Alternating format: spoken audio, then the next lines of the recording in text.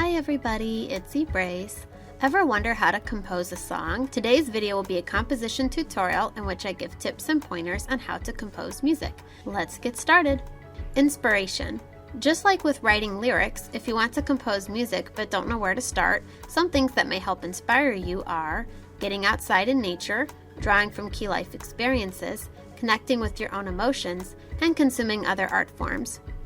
Think about what kind of message or emotion you would like to communicate to your listeners. How do you want them to feel after listening to your music? Sad? Happy? Do you want them dancing and bopping along? Or feeling motivated while working out at the gym? I think most people will agree that they listen to a song for the feels or sounds more so than they do the lyrics, so deciding the feeling you want to communicate is major. Once you have decided on an emotional theme for your music, you can start work on crafting it. Aspects to consider are the following: sound palette, and structure and layering. The sound palette is similar to a painter deciding the colors they will use in their painting. What instruments will you be using? And will you be using minor chords and major chords? If you want your song to sound more upbeat and happy, go with major chords. Conversely, if you want your song to sound sad or dark, go with minor chords. Usually I start by checking out drum patterns on my workstation.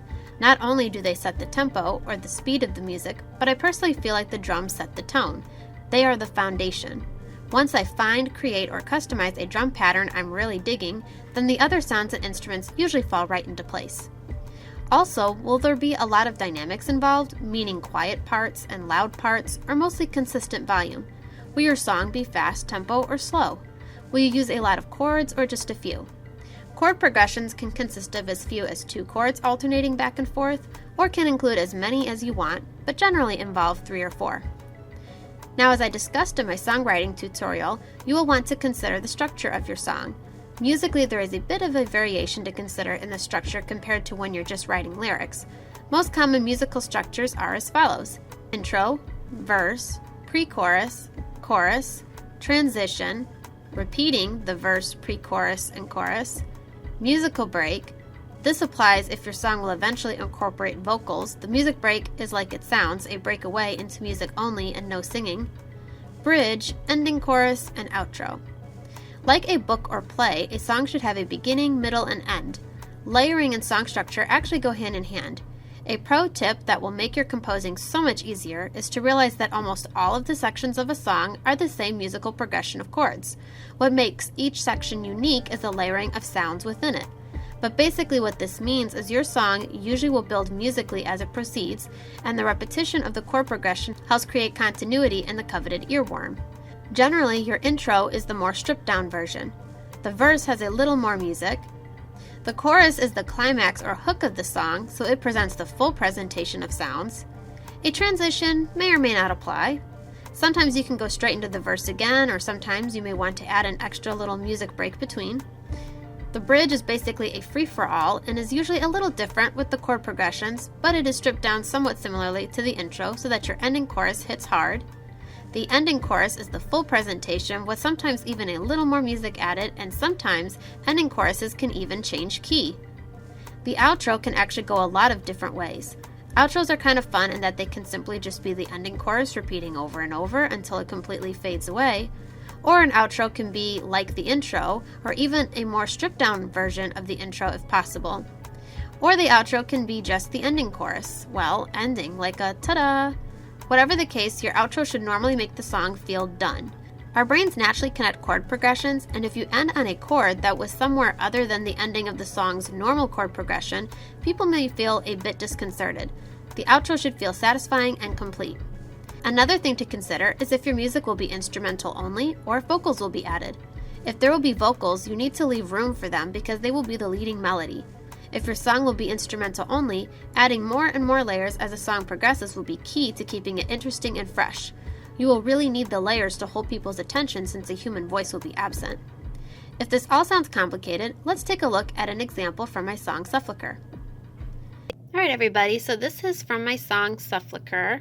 So, you can see the various instruments or sounds or layers that I have going on here. So my intro, usually an intro might be like 4 measures or 8 measures, And as you can see the numbers at the top, 1, 2, 3, 4, 5, 6, etc. So I'm going to show you my intro. My intro just has 3 sounds in it. So here we have track 2, track 3, and track 4 in my intro. Because you can tell that these are full tracks. There's sound here. Where you see like lines, that means that it's full. So let me play you what the intro sounds like.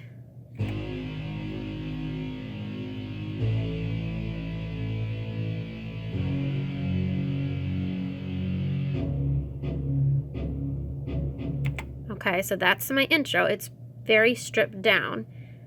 Now my verse starts at 5 and it goes up to 13. Okay, so all that's getting added on in 5 to 13, I'm just adding the drums. Rock stereo, I'm adding my drums, and then I'm adding this here sound, 3 octave. Okay, so here's the verse.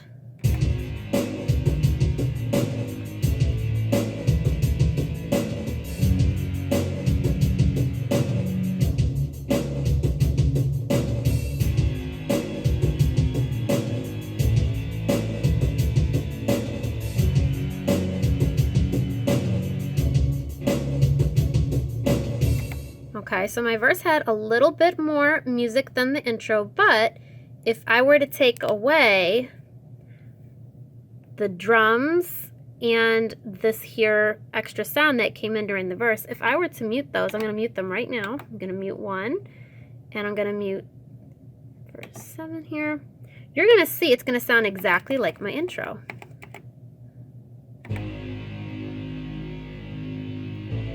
See? It's the exact same thing. So that's what I mean by that you will have, generally speaking, the same progression, like the same basic chord progression and sound progression. It's just as a song goes on, you're going to have more sounds added to it. If this all still sounds complicated, just remember that practice makes perfect. As you practice composing and becoming more prolific and comfortable, you may find yourself naturally and subliminally employing these various techniques without much thinking or effort. I hope this video proved helpful, and if you have any composition tips of your own, feel free to share in the comments below. Thanks for watching. Bye.